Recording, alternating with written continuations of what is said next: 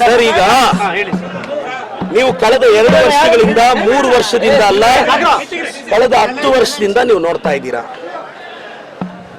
ಬಿಜೆಪಿಯ ಕೇಂದ್ರದ ಮಾಜಿ ಸಚಿವರು, ಮಾಜಿ ಎಂಪಿಗಳು, ರಾಜ್ಯಾಧ್ಯಕ್ಷರು ಎಲ್ಲರೂ ಮುಸ್ಲಿಂ ಸಮುದಾಯವನ್ನ ಎಷ್ಟು ಕೆಟ್ಟದಾಗಿ ಮಾತಾಡಿದ್ರು.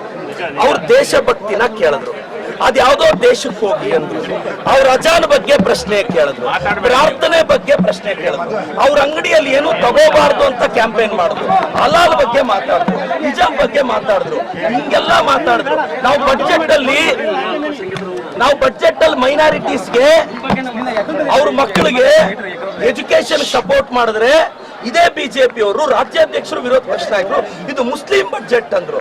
ನಾವು ಗೌರವ ಕೊಟ್ಟು ಮೈನಾರಿಟೀಸ್ ನ ಎಂಪವರ್ ಮಾಡ್ತಿದ್ರೆ ಇವತ್ತು ನಾವು ಅವ್ರಿಗೆ ಗೌರವ ಕೊಡ್ತಿದೀವಿ. ಎಸ್, ಶಾಮನೂರ್ ಸಾಹೇಬ್ರ ಮನೆಯಲ್ಲಿ ಅವರು ತೀರ್ಕೊಂಡಿರೋದ್ರಿಂದ ಅದು ಸಂಪ್ರದಾಯ, ಸಮರ್ಥ ಕೊಟ್ಟಿದೀವಿ.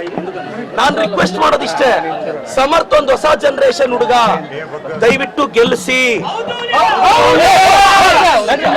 ಗೆಲ್ಲಿಸಬೇಕು ಅಂತ ನಾನು ರಿಕ್ವೆಸ್ಟ್ ಮಾಡ್ತೀನಿ. ಎರಡನೇದು, ಬಿಜೆಪಿ ಸ್ನೇಹಿತರು ನಮ್ಮ ಅಶೋಕಣ್ಣ, ವಿಜೇಂದ್ರ ಅವರು, ಯತ್ನಾಳ್ ಅವರು ಅವ್ರ ಚೇಲ ಕೈಯಲ್ಲಿ ಚಾಲೆಂಜ್ ಮಾಡಿಸಿದ್ರು.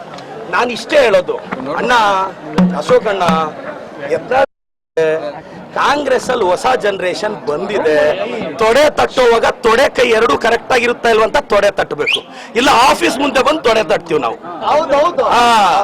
ನಮ್ ಜನರೇಷನ್ ಜೊತೆ ಇಟ್ಕೊಳ್ಳುವಾಗ ಸ್ವಲ್ಪ ಯೋಚನೆ ಮಾಡಿ ಇಟ್ಕೋಬೇಕು.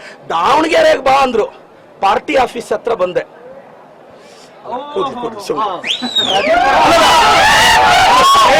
ಮತ್ತೆ ಇದು ಏನೇನೋ ಅರ್ಥ ಕಲಿಸ್ಬೇಡಿ, ಸುಮ್ಮನೆ ಧೂಳಿದೆ, ಏನು ಮಾಡಕ್ಕಾಗಿಲ್ಲ. ಅಲ್ಲ, ಈಗ ನೋಡಿ ಒಂದು ನಾನು ಹೇಳ್ತೀನಿ, ಇದು ಬಿಜೆಪಿಯ ಸಂಪ್ರದಾಯ. ನಾನು ರಾಜ್ಯದ ಜನತೆಗೆ ಅವ್ರ ಮುಖವಾಡನ ಬಯಲು ಮಾಡಬೇಕಾಗಿತ್ತು. ಚಪ್ಲಿ ತೋರಿಸ್ತಾರೆ. Yes, correct. ಒಬ್ಬ OBC ಹುಡುಗನ್ಗೆ ಚಪ್ಲಿ ತೋರಿಸ್ತಾರೆ. ಒಬ್ಬ ಅಹಿಂದ, ಬಿಜೆಪಿ ಅವರು ಅಹಿಂದನ ಯಾವತ್ ಗೌರವಿಸಿದ್ದಾರೆ? ಅಹಿಂದ ಹುಡುಗನ್ನ ಕಾಲಿಡಬೇಡ ಅಂತಾರೆ, ಅಹಿಂದ ಹುಡುಗನ್ಗೆ ಚಪ್ಲಿ ತೋರಿಸ್ತಾರೆ.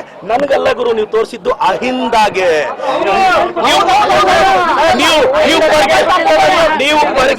ನೀವು ಪರ್ಕೆ ತೋರಿಸಿದ್ ನನ್ಗಲ್ಲ, ಅಹಿಂದ ದಾವಣಗೆರೆ ದಕ್ಷಿಣದಲ್ಲಿ ಅಲ್ಪಸಂಖ್ಯಾತರು, ಹಿಂದುಳಿದವರು, ದಲಿತರು, ನಮ್ ತಾಕತ್ತೇನು ಅಂತ ತೋರಿಸ್ತೀವಿ.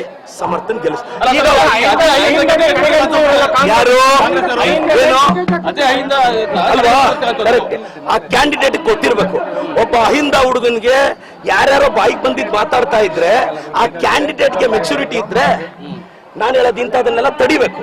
ಅದು ಬಿಟ್ಟು ಬಂದ್ಬಿಡು ನೋಡೋಣ. ಅಶೋಕಣ್ಣ, ವಿಜೇಂದ್ರಣ್ಣ, ಯತ್ನಾಳ್ ಸಾಹೇಬ್ರೆ, ನಿನ್ನೆ ಯತ್ನಾಳ್ ಅವ್ರು ಏನಂದಿದ್ದಾರೆ? ಒಂದು ಸಮುದಾಯದ ಓಟೇ ಬೇಡ ಅಂದಿದ್ದಾರೆ. ಇದು ಮುಸ್ಲಿಂ ಬಾಂಧವರು ನೋಡ್ಬೇಕು ಸರ್. ನಮ್ಮ ಮೇಲೆ ಬೇಜಾರಿರ್ಬೋದು ನಿಮ್ಗೆ, ಆದ್ರೆ ಅವ್ರೇನ್ ಸರ್ ನಿಮ್ಮ ಮನೆ ಹೆಣ್ಮಕ್ಳ ಬಗ್ಗೆ ಅಂದಿದ್ದು? ನಿಮ್ಮ ಹೆಣ್ಣು ಮಕ್ಕಳ ಸಂತಾನದ ಬಗ್ಗೆ ಮಾತಾಡಿದ್ರು ಸರ್ ಅವರು. ನಿಮ್ಮ ಮಕ್ಕಳ ಬಗ್ಗೆ ಮಾತಾಡಿದ್ರು ಸರ್. ನಿಮ್ಮ ಮನೆಯ ವಯಸ್ಸಿಗೆ ಬಂದಿರೋ ಹುಡುಗಿರ ಬಗ್ಗೆ ಮಾತಾಡಿದ್ರು ಸರ್. ಅವನ್ ಯಾವನ ಬಿಜಾಪುರದ ಕೋತಿ ಇದನ್ನಲ್ಲ ಯತ್ನಾಳು, ಏನ್ ಅವ್ನು ಮಾತಾಡಿದ್ದು? ಒಂದು ಕೋತಿ ಇದೆಲ್ಲ ಮೈಸೂರ್ದು, ದೇಶದ್ರೋಹಿಗಳಿಗೆ ಪಾಸ್ ಕೊಟ್ಟ ಒಂದು ಕೋತಿ ಇದೆ, ಏನ್ ಮಾತಾಡಿದ್ದು? ಅವ್ರು ಸಿಂಗ್ಯುಲರ್ ಆಗಿ ಮಾತಾಡಿದ್ರೆ, ಮುಸ್ಲಿಂ ಹೆಣ್ಣು ಮಕ್ಕಳನ್ನ ಬಾಯಿಗೆ ಬಂದಂಗೆ ಮಾತಾಡಿದ್ರೆ ನಾವು ನೋಡ್ಕೊಂಡಿರ್ಬೇಕಾ? ಯತ್ನಾಳ್ ಅವ್ರೆ, ಅನಂತ್ ಕುಮಾರ್ ಹೆಗಡೆ ಅವ್ರೆ, ನಿಮ್ಮ ಅಪ್ಪನ ಜಾಗೀರಲ್ಲ ಇದು. ನಿಮ್ಮ ಅಪ್ಪನ ಜಾಗೀರಲ್ಲ ಇದು ಬಾಯಿಗೆ ಬಂದಿಂಗ್ ಮಾತಾಡೋದಿಕ್ಕೆ. ಏನ್ ಸರ್, ಮುಸ್ಲಿಂ ಧರ್ಮದವ್ರನ್ನ ಯೂಟ್ಯೂಬ್ ಅಲ್ಲಿ ಹೋಗಿ ನೋಡಿ ಸರ್, ಅದಕ್ಕೆ ಯಾರು ಕ್ಷಮೆ ಕೇಳಲ್ವಾ?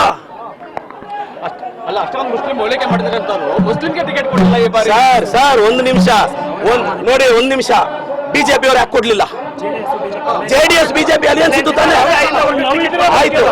ಆಯ್ತಪ್ಪ, ಅವ್ರ ಇಂಥ ಟೈಮಲ್ಲಿ ಮುಸ್ಲಿಮರ ಮನೆ ಒಲಿಸಬೇಕಾಗಿತ್ತು. ನಾನ್ ನಿಮ್ಗೆ ಹೇಳೋದಿಷ್ಟೇ, ಬಿಜೆಪಿ ಅವ್ರಿಗೆ ಅಹಿಂದ ಮತ್ತೆ ಮೈನಾರಿಟೀಸ್ ನನಗೆ ನಂಬಿಕೆ ಇದೆ. ಬಿಜೆಪಿ ಅವ್ರಿಗೆ ಒಂದು ಓಟ್ ಹಾಕಲ್ಲ. ಇವತ್ತು ಬಿಜೆಪಿ ಅವರು ಏನ್ ಅವಮಾನ ಮಾಡ್ತಿದ್ರೆ ಅದು ಅಹಿಂದಾಗೆ. ನಾನೊಬ್ಬ ಅಹಿಂದ ಹುಡುಗ. ಎಸ್, ನಾನು ಕುರುಬ ಸಮುದಾಯದವ್ರನ್ನ ರಿಕ್ವೆಸ್ಟ್ ಮಾಡ್ತೀನಿ ಸರ್, ಈ ರಾಜ್ಯಕ್ಕೆ ಕುರುಬ ಸಮುದಾಯದ ವ್ಯಕ್ತಿಯನ್ನ ನನ್ನ ಪಕ್ಷ ಮುಖ್ಯಮಂತ್ರಿ ಮಾಡಿದೆ. ಇದು ಸಿದ್ದರಾಮಯ್ಯ ಸಾಹೇಬ್ರ ಗೌರವದ ವಿಚಾರ. ಕಾಪಾಡ್ತೀರಾ ಅಂತ ಏನ್ ಸರ್? ಅಲ್ಲಲ್ಲ, ನಾನ್ ಡೈಲಿ ಇರ್ತೀನಿ. ಇವ್ರು ತೊಡೆ ತಟ್ಟಿದ್ರೆ ಬಂದು ಆಫೀಸ್ ಮುಂದೆ ತೊಡೆ ತಟ್ಟು ಹೋಗ್ತೀನಿ.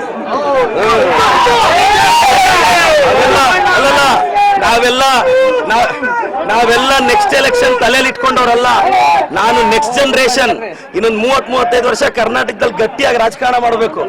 ನಾನು ನೆಕ್ಸ್ಟ್ ಜನರೇಷನ್ ಬಂದಿರೋನು.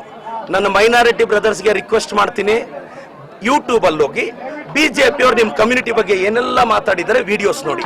ಅವೆಲ್ಲ ನೋಡಿದ್ಮೇಲೆ ಅವ್ರು ವೋಟ್ ಹಾಕ್ಬೇಕು ಅನ್ಸಿದ್ರೆ ನೋಡಿ.